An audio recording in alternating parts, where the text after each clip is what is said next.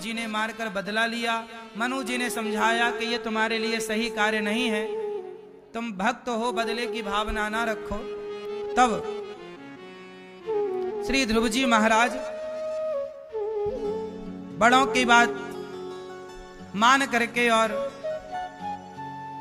ये सब छोड़ते हैं।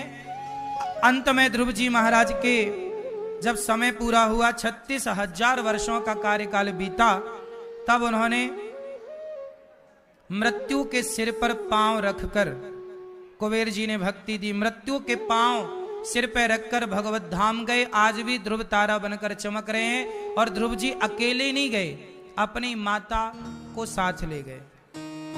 एक बेटा अच्छे कर्म करके अपने माँ बाप का उद्धार कर ही देता, इसलिए ऐसा कर्म करना कि जिस कर्म से आपके माँ बाप का भी आपके पुण्य से उद्धार हो जाए। ध्रुव जी के पुत्र हुए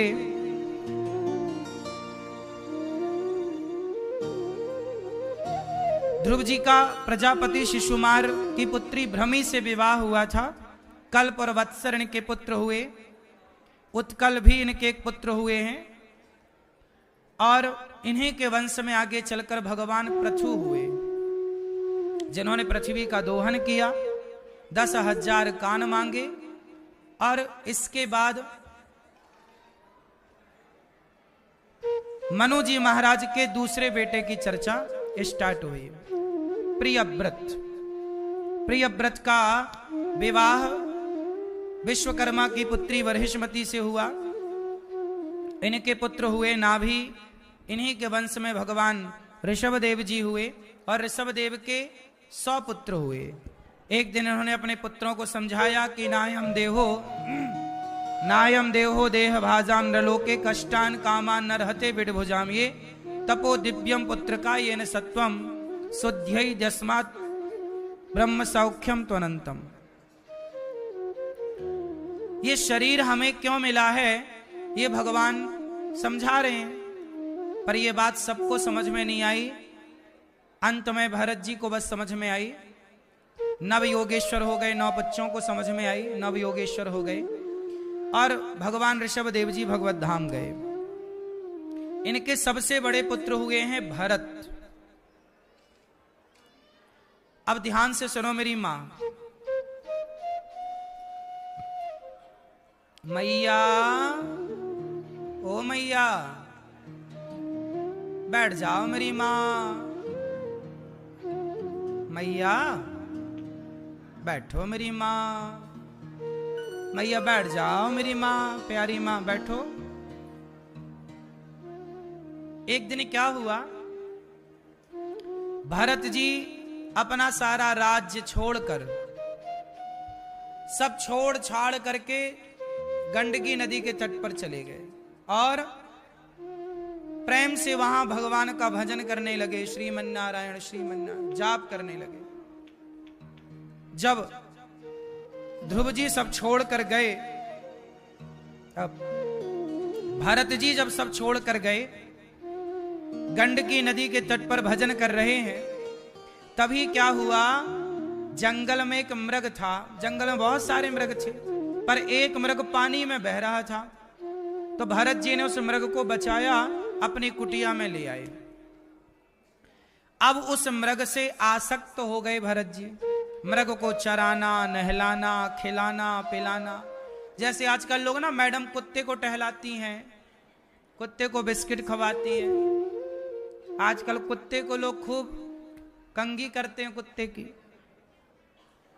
ऐसे ही भरत जी का मन एक मृग में लग गया। वो भी मृग को नहलाएं, खिलाएं, उसी का ध्यान, मेरा मृग मेरा मृग। ये मन बड़ा चंचल है, कब किस में लग जाए कोई भरोसा नहीं इस मन का। इसलिए कहता हूं, समझदार लोग वो हैं जो अपने मन का भरोसा ना करें। आप भी अपने मन का भरोसा ना करना। आज आपका मन बहुत अच्छा है, कल पता नहीं कहां लग जाए। मन बड़ा शत्रु है हमारा, यदि हमारे विपरीत है तो, और बड़ा मित्र है हमारा यदि हमारे अनुकूल है तो। है ना मेरी माँ? मैया, ओ मेरी माँ, हो गई पंचायत? सुन लो। हुआ ये कि भरत जी का मन मृग में लग जाने से जब उनके मृत्यु का समय निकट आया तो मृग का चिंतन करते करते भरत जी भगवत धाम चले गए। और मरते समय जब मन मृग में लगा तो उन्हें मृग की योनि में आना पड़ा। आपका मन मरते समय जहां लगेगा वही तो बनना पड़ेगा। क्यों? बात सही है कि नहीं? आप लोग बताओ, आप लोगों का मन कहां है? मैया, जा रही हो मेरी मां? टाटा। जल्दी आना। हाँ? दर्शन कर लेना माताओं के, प्रसाद पाक की जाना। और भरत जी का मन मृग में ऐसे लगा कि जब मृत्यु का समय आया तो मृग का चिंतन करते मरे। यमराज जी ने इनकी डायरी देखी, कहा आप तो मृग का चिंतन करते आए हैं, इसलिए आपको मृग की योनि में जाना पड़ेगा। अंते या मति सागति, मरते समय जिसकी मति जैसी उसकी गति वैसी। इसलिए कहता हूं आप लोग मन कहीं ना लगाना। कहीं भी लग गया और मर गए तो आपको वहीं जाना पड़ेगा जहां मन लगा था। आपका मन कहां लगा है मैया? आपका है सही? मैया, आपका मन कहां लगा है?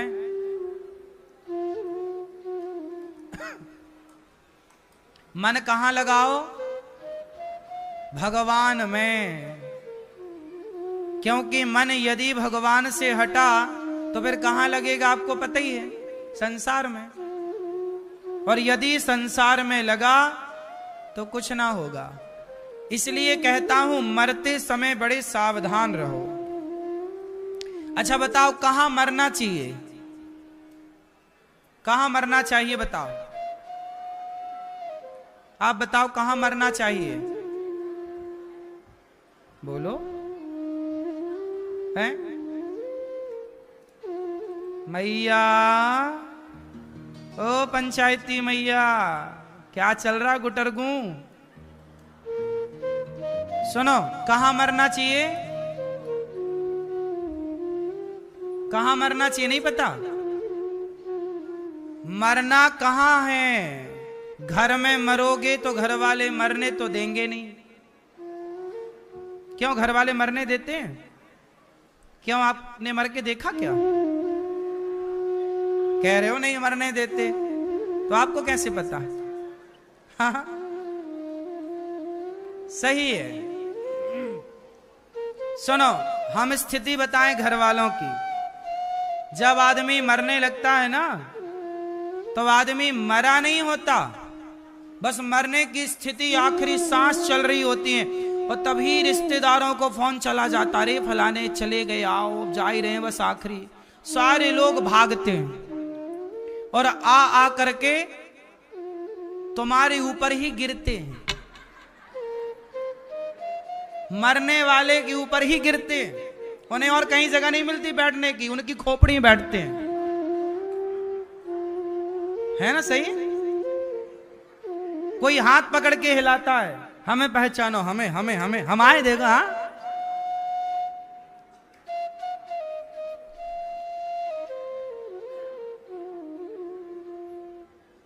आदमी वो मरने वाला बेचारा मर रहा है, उसे बोला कुछ नहीं जा रहा है, वो मरणासन्न है, उसे बहुत पीड़ा है शरीर में। मरते समय बड़ा दर्द होता ना, जन्मत मरत दुसह दुख होई, बड़ा कष्ट है। उसकी याददाश्त जा चुकी है। अब वो यमदूत देख रहा है, वो मरने वाला है और आप हिला रहे हो, हमें पहचानो हमें। अब मरते समय तुम्हें पहचान के करेगा क्या? क्या करेगा? क्या करेगा बता? इसलिए ये दुनिया वाले आज कह रहे हैं हमें पहचानो, हमें पहचानो। कोई ये नहीं कहता कि मरते समय भैया अब भगवान को पहचान लो, अब भगवान को पहचानो, भगवान को पहचानो। ये कोई याद नहीं दिलाता, सब कहते हैं हमें पहचानो, क्या करेंगे तुम्हें पहचान के? ये वही लोग हैं जो कहते हैं हमें पहचानो, 13 दिन बाद आते हैं रसगुल्ले मांग मांग के खाते हैं।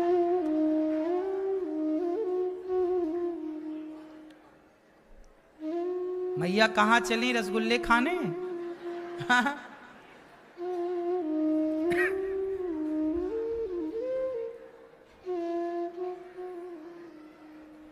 ये दुनिया वाले, इनका कुछ ना बिगड़ेगा, दुनिया वालों का। ये लोग आएंगे, रोएंगे और चले जाएंगे, कोई रोता होता छोड़ी है। ये दुनिया के लोग आपके मरने में रोते हैं ना, ये रोना भी झूठा है। ये लोग, कुछ लोग जो नजदीकी के हैं, जिनके साथ आपका उठना बैठना रहा होगा, उन्हें आपकी याद आई कि आप कल तक साथ में थे, आज चले गए, थोड़ा दुख भी होगा। लेकिन किसी को क्या फर्क पड़ता है कि आप हैं कि आप चले गए।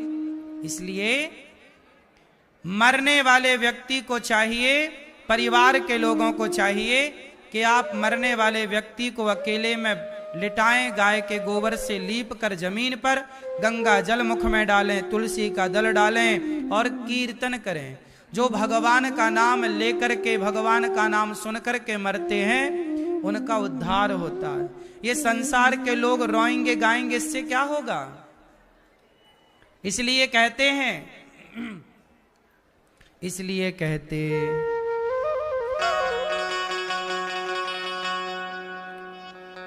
इसलिए कहते हैं इतना तो करना स्वामी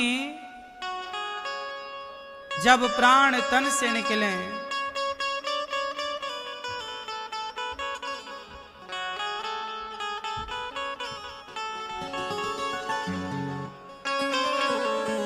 आना जरूर आना, राधा को साथ लाना, मुरली मधुर बजाना, जब प्राण तन से निकले।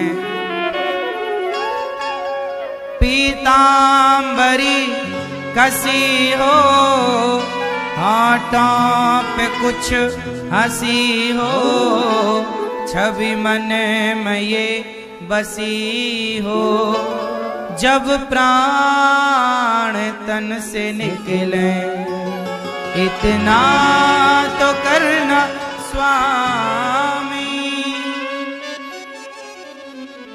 इतना करना प्रभु के मरते समय केवल गंगा का किनारा, यमुना का किनारा, घर पे ना मर जाना। और मरना भी तो ऐसी जगह जहां कोई डिस्टर्ब करने वाला ना हो।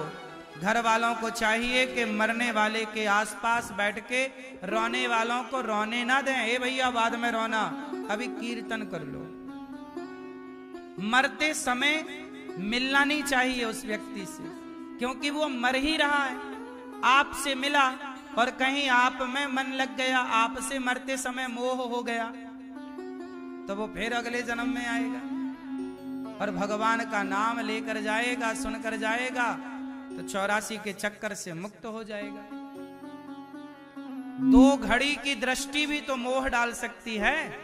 भरत जी का मन मृग में लग गया तो मृग का दर्शन करते करते मर गए, तो उनका बिगड़ गया परलोक।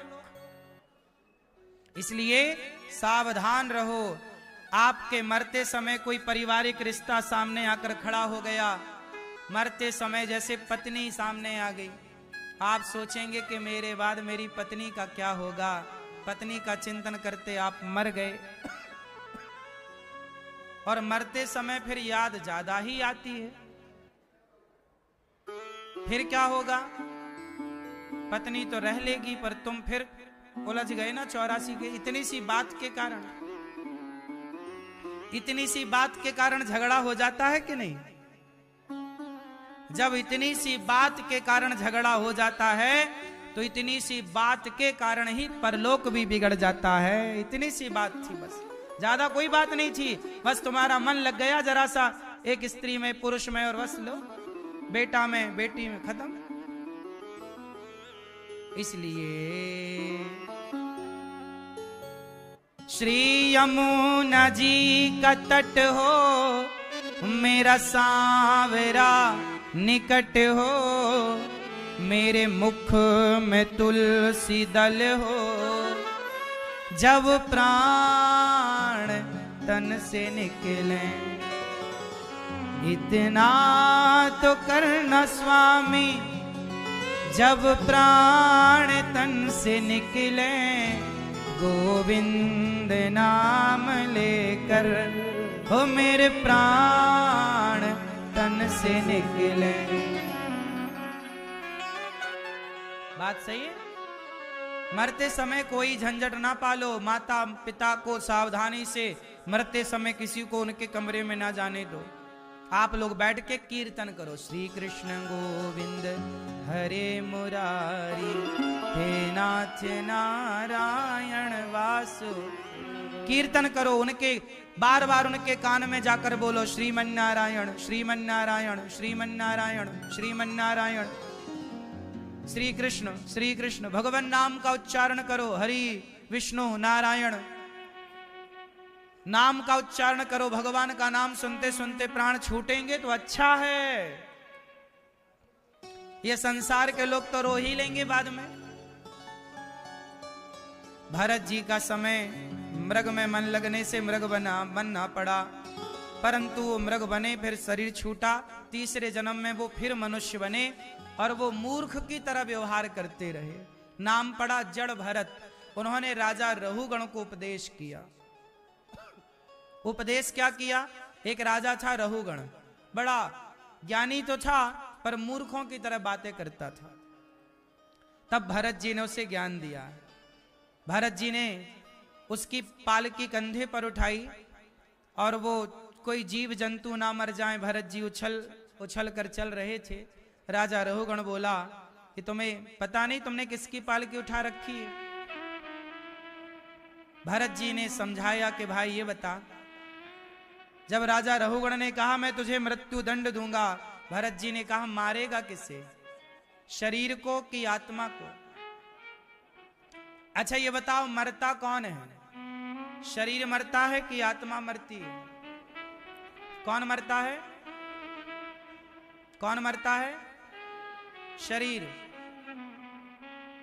आत्मा मरती है। अच्छा आप लोग मरोगे कभी कि नहीं?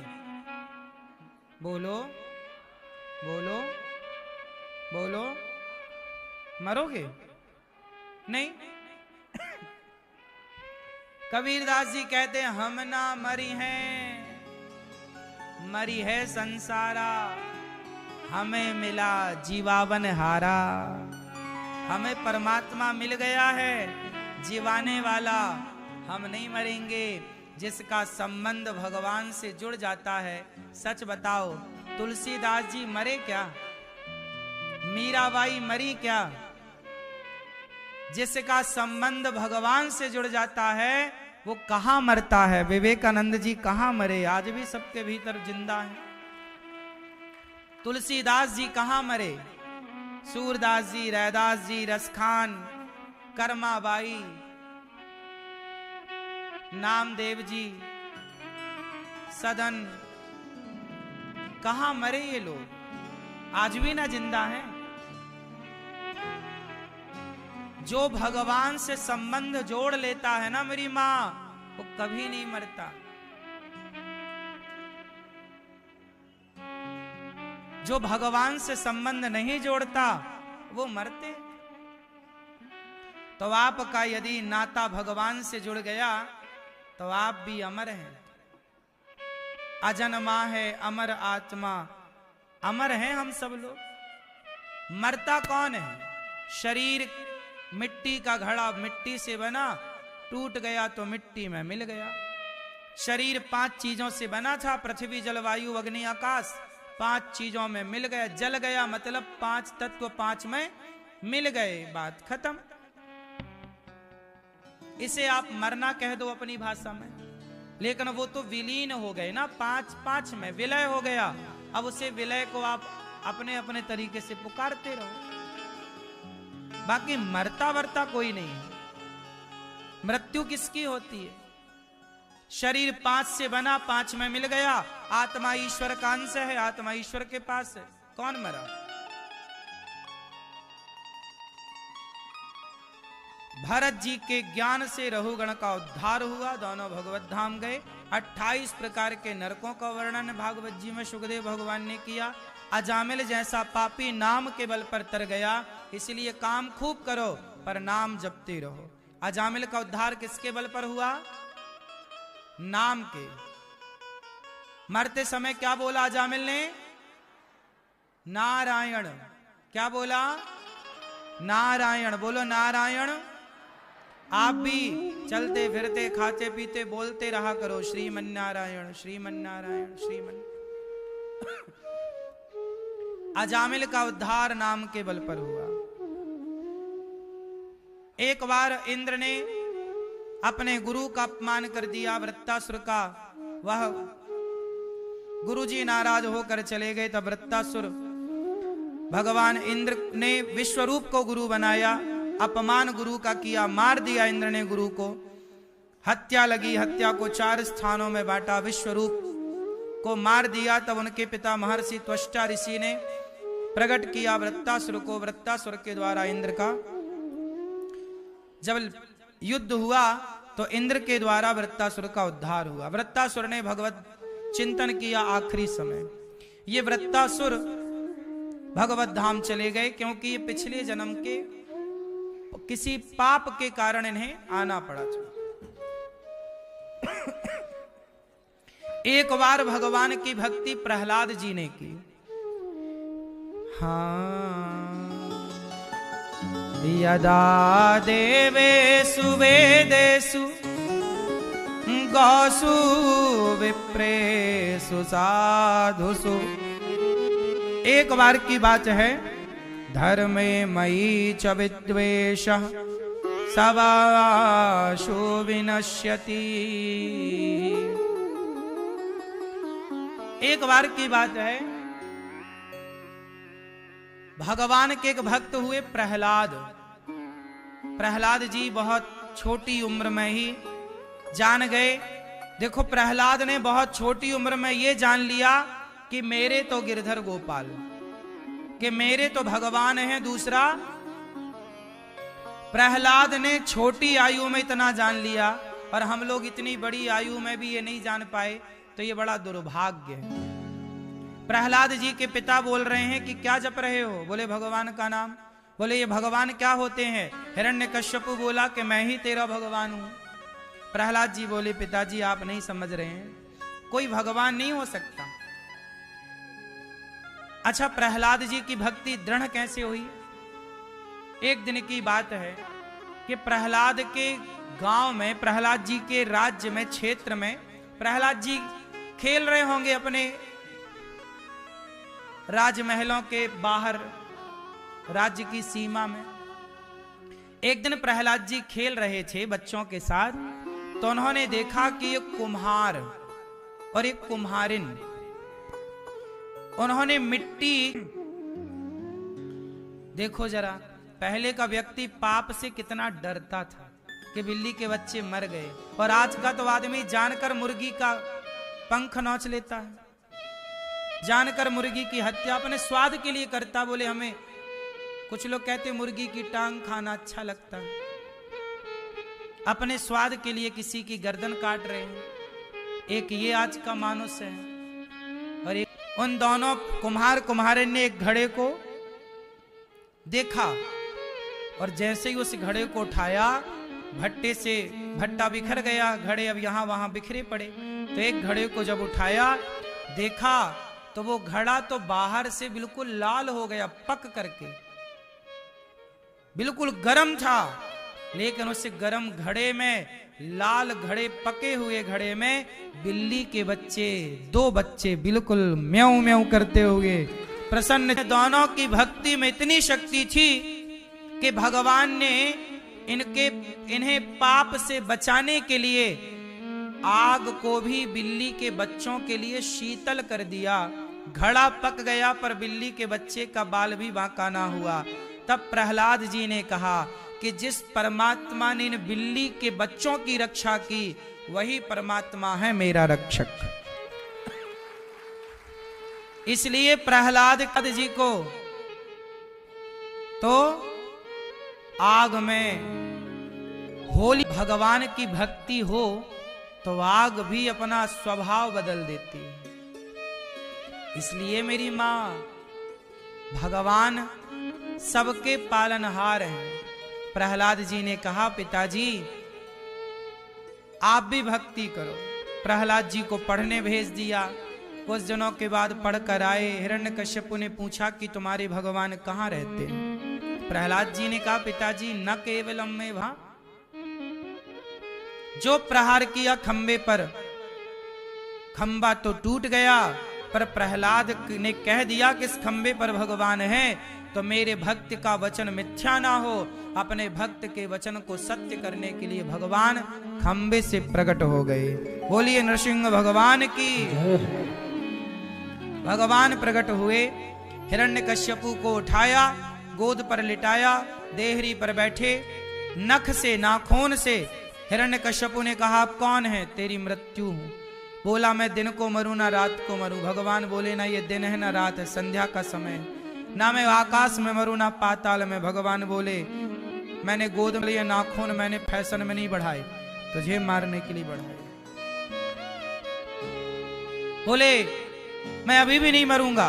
क्यों? 12 महीने में किसी महीने नहीं मरूं, न चैत्र न बैसाख न जेठ न आषाढ़ न सावन न भादो न कुआर न कार्तिक न अघन न पूस, कहीं नहीं मरूं। भगवान बोले न ये चैत्र वैशाख जेठ आषाढ़ कुछ नहीं चल रहा, ये तेरे लिए 13वां महीना बनाया, पुरुषोत्तम महीना चल रहा, अब तो मरेगा। नख से छाती विदीर्ण कर दी और हाथों को माला बनाकर भगवान ने पहना। हिरण्यकश्यपु का उद्धार कर दिया। प्रहलाद से कहा पुत्र कुछ मांग लो।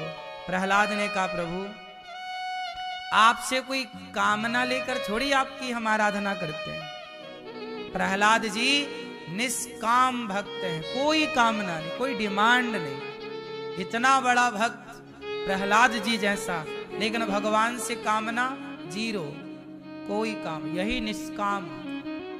इसलिए प्रहलाद जी जान गए कि आप तो हमारे ही हैं। हम आपसे क्या मांगे? क्या मांगे बताओ।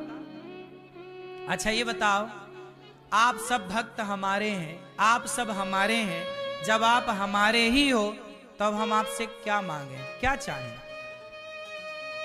क्या चाहिए बताओ। जब हम भगवान के हैं, जब हमें पता है कि हम भगवान के हैं और भगवान हमारे हैं, तो मांगने क्या है? डिमांड तो वहां होती है जहां ये स्वीकार नहीं होता कि भगवान हमारे हैं। एक हो जाए भक्त और भगवान, जैसे पिता पुत्र दो नहीं है। क्यों? पिता और पुत्र दो नहीं है, पति और पत्नी दो नहीं है, व्यवहार में दो है पर भीतर देखो तो एक है। क्यों जी? बात सही है। उसी तरह भक्त और भगवान दो नहीं, जब तक दो हैं तब तक ही तो काम बिगड़ा है, तब तक ही तो डिमांड है।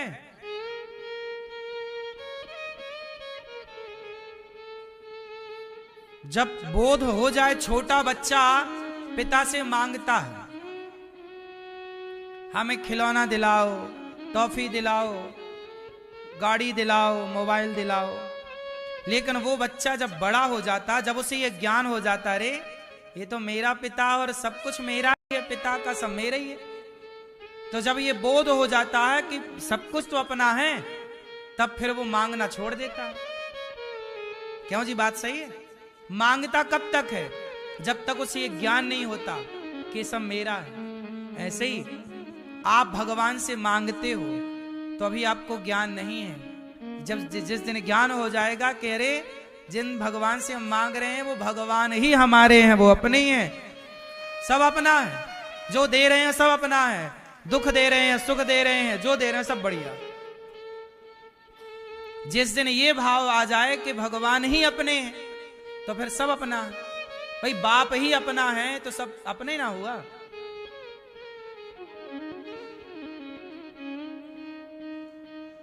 बाप है तो सब है, भगवान है तो सब है। ये ज्ञान ना होने के कारण आप लोगों की डिमांड रहती है। इसलिए मेरी मां ये मान लो कि भगवान आपके पिता की तरह उनसे व्यवहार करो।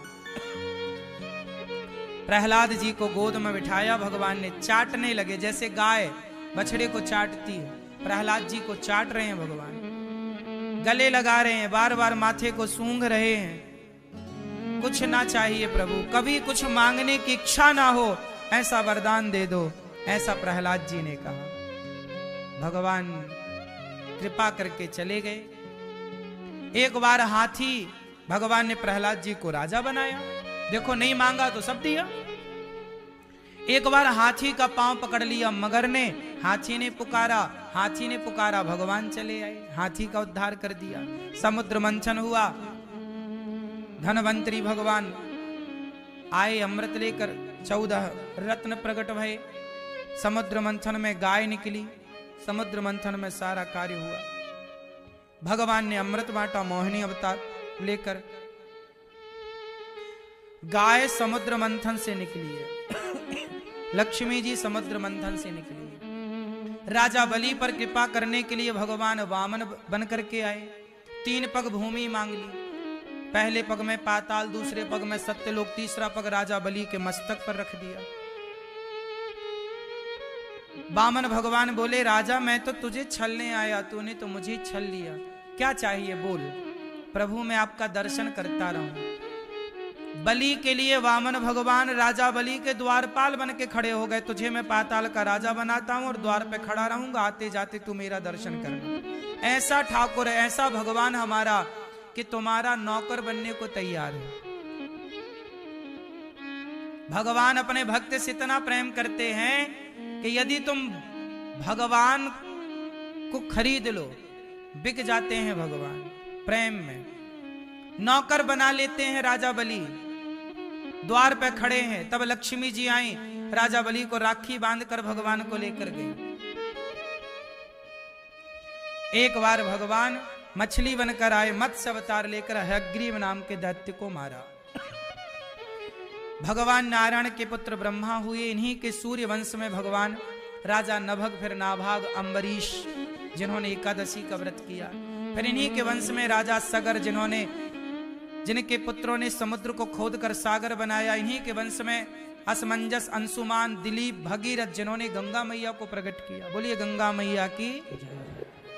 गंगा मैया प्रकट हुई और गंगा मैया का दर्शन हुआ और सगर के पूर्वजों का, सगर के पुत्रों का, भगीरथ के पूर्वजों का उद्धार हुआ।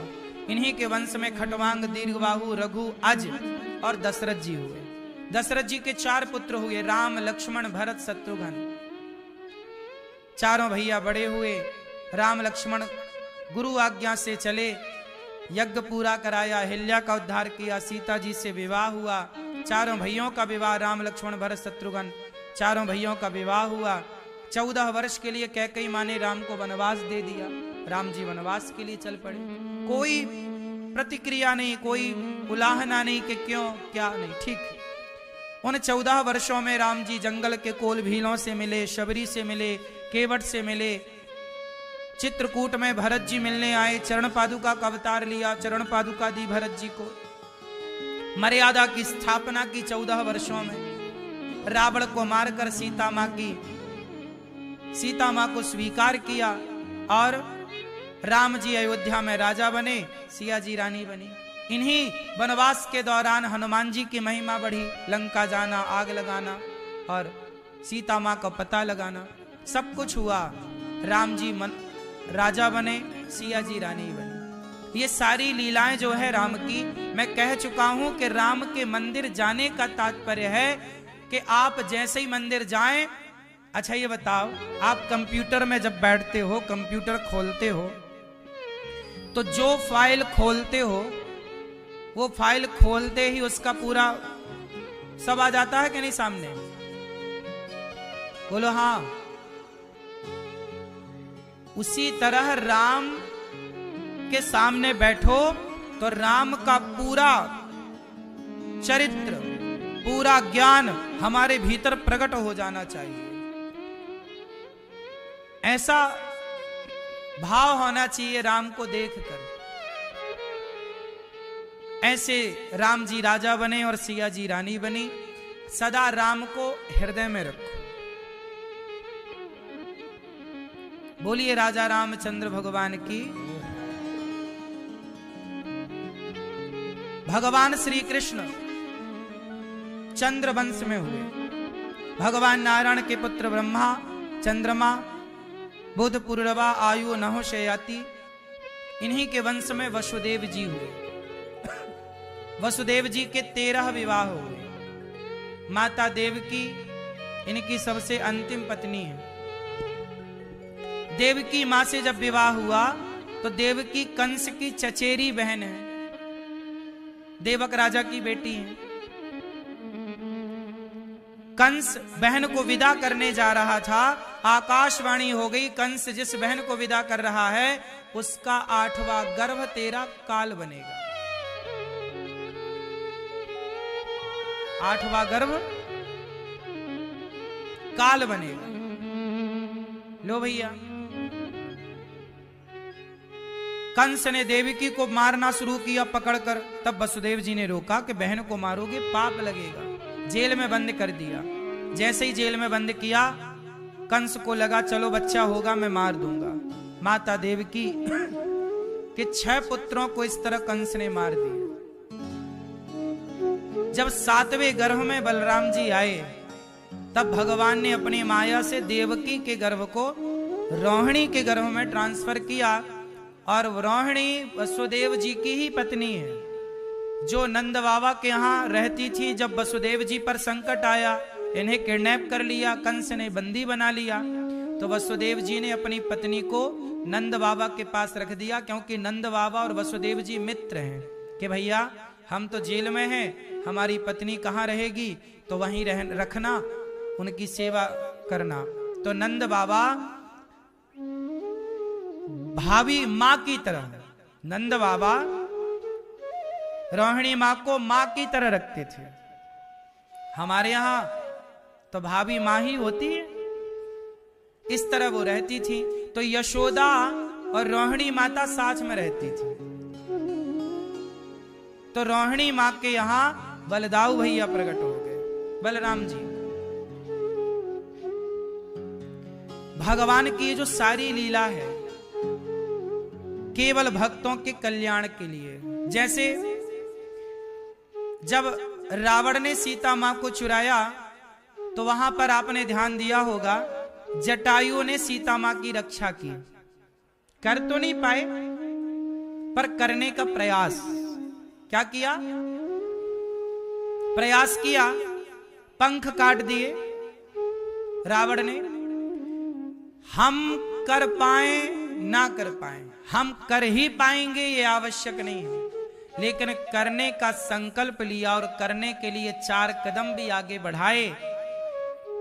तो देखो, एक जंगल में आग लगी, सारे पशु पक्षी भाग गए, पर एक छोटी सी चिड़िया अपनी चोंच में पानी भर भर के जंगल की आग में डाल रही थी।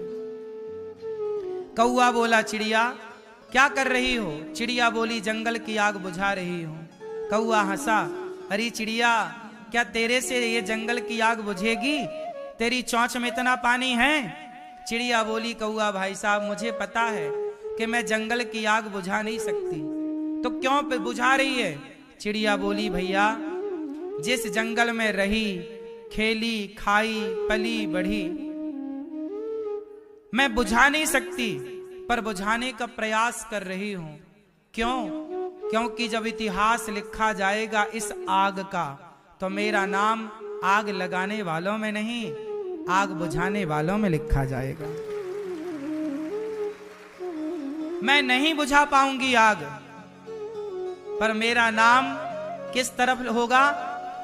बुझाने वालों में। उसी तरह ये दास अनिरुद्ध ने सोचा कि आज संसार में कितनी वृद्ध माएं हैं, कितने जरूरतमंद लोग हैं, फुटपाथ पर साधु भूखे प्यासे पड़े हैं। सबको तो सबकी सेवा तो नहीं कर पाएंगे, सबका दुख तो हम दूर नहीं कर सकते, सबका दुख तो भगवान ही दूर करें। लेकिन जब इतिहास उठाकर देखा जाए तो हमारा नाम दुख देने वालों में नहीं, आंसू पहुंचने वालों में लिखा जाए। आंसू देने वालों में नहीं, आंसू पहुंचने वालों में लिखा जाए। मैंने गौरी गोपाल आश्रम में जो 290 माताएं लगभग रहती हैं, इन माओं की आंखों में मैंने आंसू नहीं दिए। आंसू देने वालों की लिस्ट अलग है। हमारा नाम आंसू देने वालों में नहीं, आंसू पहुंचने वालों में। आपसे भी बस मेरी इतनी सी प्रार्थना है कि आप भी अपना नाम वृद्ध माओं के आंसू पहुंचने वालों में ही आप लोग नाम लिखा रहे हैं। आज मैं आप लोगों का फिर धन्यवाद करूं। आप लोगों के सहयोग के बल पर इन माताओं को यहाँ रहने की व्यवस्था हुई। आज इतनी सारी सैकड़ों माताएं यदि गौरी गोपाल में हैं, उनकी दवाई, उनका भोजन समय से मिल रहा है, रहने की व्यवस्था है। किसके बल पर? आप लोग सहयोग करते हैं इसलिए। और आप लोग सहयोग नहीं करेंगे ना तो गौरी गोपाल में चूल्हा भी नहीं जलेगा। ये वृद्ध माएं, जो सैकड़ों माएं गौरी गोपाल में रहती हैं, लगभग 290 माताएं, ये खाएंगी कैसे? आप सहयोग करते हैं, आप रोटी देते हैं, तब तो चूल्हा जलता है। और केवल वृद्ध माओं के लिए नहीं, यहाँ फुटपाथ पर जो साधु संत रहते हैं, उन संतों को भी यहाँ भोजन मिलता है गौरी गोपाल में। हजारों साधु संतों को नित्य प्रसाद मिलता है। आप भी संतों को अपनी ओर से अन्नदान करें, अन्न क्षेत्र बंटवाएं। ये देखो हजारों भक्त नित्य साधु, कितना बड़ा पुण्य है कि द्वार पर साधु आए और आप उन्हें रोटी दें। आप ये समझो कि गौरी गोपाल आपका है और आपके ही द्वार पर आया। देखो आप लोग घर बनवाते हो ना, तो अपने घर में दरवाजा लगाते हो। गौरी गोपाल बना, आपने गौरी गोपाल में दरवाजा देखा सामने? जहां बैठे हो सीधा सामने देखो, पीछे दरवाजा है? नहीं है, दरवाजा नहीं है। ध्यान नहीं दिया होगा आप लोगों ने। ध्यान दो इन बातों पर। गौरी गोपाल में दरवाजा नहीं है। क्यों? क्योंकि गौरी गोपाल आपका है। आप कभी भी आए तो आपको दरवाजा खुले, क्या दरवाजा है ही नहीं तो खुले ही है। ये गौरी गोपाल आपका है, इसीलिए आपका है तो आप रात को 2 बजे भी आ सकते हैं, दिन के 2 बजे भी आ सकते हैं, तो आपको दरवाजा का सामना ना करना पड़े। कोई ये नहीं कह सकता कि हम गए थे और गौरी गोपाल का दरवाजा बंद था। दरवाजा है ही नहीं तो बंद का सवाल ही नहीं है। हमने दरवाजा लगाया ही नहीं। देखा कि नहीं आप लोगों ने? सामने परिक्रमा मार्ग से खड़े होकर देखी, लक्ष्मी नारायण भगवान का दर्शन होता है। परिक्रमा से खड़े होकर, सड़क से खड़े होकर लक्ष्मी नारायण भगवान तक कोई बीच में दरवाजा दिखे तो बताना, है कोई दरवाजा? देख लेना, गौर कर लेना। ये सारी सेवाएं आपके सहयोग से। गौरी गोपाल आपका है, ये संत आपकी रोटी खाते हैं, आपको भजन का पुण्य देते हैं। बेटी के जन्मदिन पर, बेटे के जन्मदिन पर आप भी अन्नदान करो, करने लायक हो तो। आप सहयोग करते हैं तो गौरी गोपाल का चूल्हा जलता है। और मैं तो कहता हूं कि अपना नाम रोटी छीनने वालों में नहीं, किसी भूखे को रोटी देने वालों में अपना नाम लिखाओ। आग लगाने वालों में नहीं, आग बुझाने वालों में नाम लिखाओ। ठीक है मेरी माँ?